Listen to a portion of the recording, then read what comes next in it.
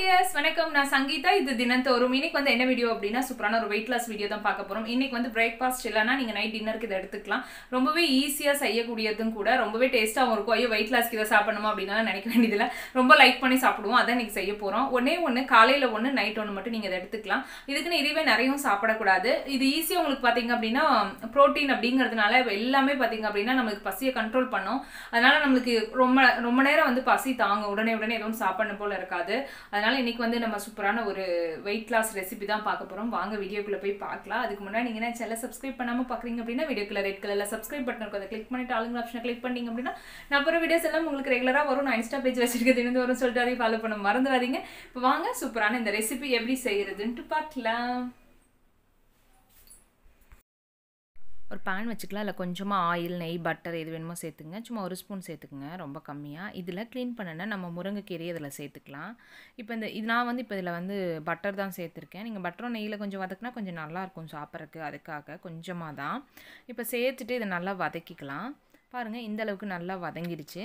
நல்லா அந்த கீரையும் பாருங்கள் இப்போ நல்லா வெந்துருச்சு. அப்போ தான் நல்லா இருக்கணும். ரொம்ப பச்சையாக இருந்தாலும் சாப்பிட முடியாது. இப்போ இதை ஓரமாக எடுத்து வச்சிடலாம். இன்னொரு பவுல் வச்சுருக்கேன். அதில் ஒரே ஒரு முட்டை சேர்த்துக்கிறேன்.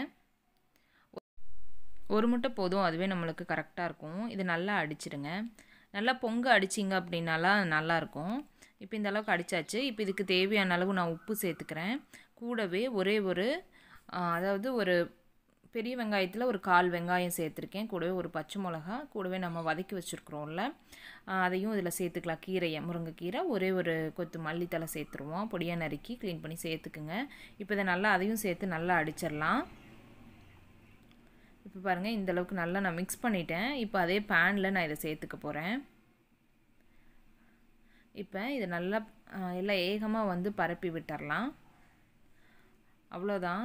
இது வந்து பார்த்திங்க அப்படின்னா ஒரு 2 மினிட்ஸ்லேயே வந்து நம்மளுக்கு ரெடி ஆகிடும். உங்களுக்கு ஆயில் வேணும் அப்படின்னா சேர்த்துக்குங்க, இல்லைனா வேண்டியதில்லை. லைட்டாக நான் பெப்பர் மட்டும் சேர்த்துக்கிறேன்.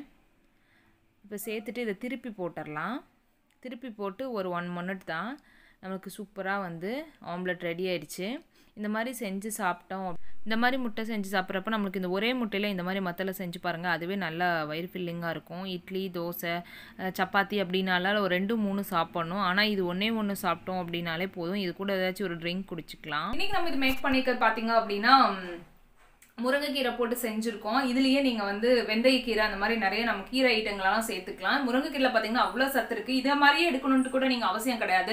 நீங்கள் வந்து காலையிலையும் நைட்டும் வந்து நம்ம வெயிட் லாஸ் ட்ரிங்க்குகளை நீங்கள் சூப்பு மாதிரி கூட வச்சு குடிக்கலாம். ரொம்பவே சூப்பராக இருக்கும். நம்மளுக்கு முருங்கைக்கீரையில் அவ்வளோ சத்து இருக்குது. வேறு எதுவும் மற்றதெல்லாம் எதுவுமே சாப்பிடணும் அவசியம். முருங்கைக்கீரையிலேயே பார்த்தீங்க அப்படின்னா அது நம்ம எடுத்துக்கிறதுனா அயன் கண்டென்ட் வந்து எல்லாமே கண்ட்ரோலாக வச்சுக்கும். நம்ம மெட்டபாலிசம் லெவலில் கூட கண்ட்ரோலாக வச்சுக்கும். அதனால் சூப்பரான இதெல்லாமே நம்மளுக்கு முருங்கைக்கீரையில் இருக்குது. அது எந்த விதமாக வேணால் நம்ம எப்படி வேணும்னாலும் முருங்கைக்கீரையை எடுத்துக்கலாம். நிறைய இதே மத்தவள் இல்லைனாலும் நான் சொன்ன மாதிரி சூப்பு இல்லைன்னா கீரை அந்த மாதிரி தனியா நம்ம கீரை மாதிரி பொரியல் மாதிரி செஞ்சு சாப்பிடலாம். ஆனா இந்த மாதிரி செஞ்சு சாப்பிட்டு பாருங்க, ஈஸியா இருக்கும். நம்மளுக்கு வயிறு கொஞ்சம் ஃபில்லான மாதிரி இருக்கும். ஒரே ஒரு முட்டை சாப்பிட்டீங்க அப்படின்னா வயிறு ஃபில்லான மாதிரி இருக்குமா? இருக்காது. ஆனா அது கூட இந்த மாதிரி மத்தல நீங்க செஞ்சு பாருங்க. இது கூட மல்லித்தலை அந்த மாதிரிலாம் நீங்க சேர்த்துட்டீங்க அப்படின்னா கொஞ்சம் நம்மளுக்கு வயிறு ஃபில்லான மாதிரி இருக்கும். கொஞ்சம் சீக்கிரமா வந்து நமக்கு பசிக்காது. ஏன்னா வேற ஏதோ ஒன்று எடுத்து அடிக்கொருக்கா நம்ம சாப்பிட வேண்டியதா இருக்கும். இந்த மாதிரி இது பாத்தீங்க அப்படின்னா நீங்க காலையில இது ஒண்ணு எடுத்துட்டாலே போதும். உங்களுக்கு பசி பாத்தீங்க அப்படின்னா அவ்வளவு சீக்கிரம் ஆகாது.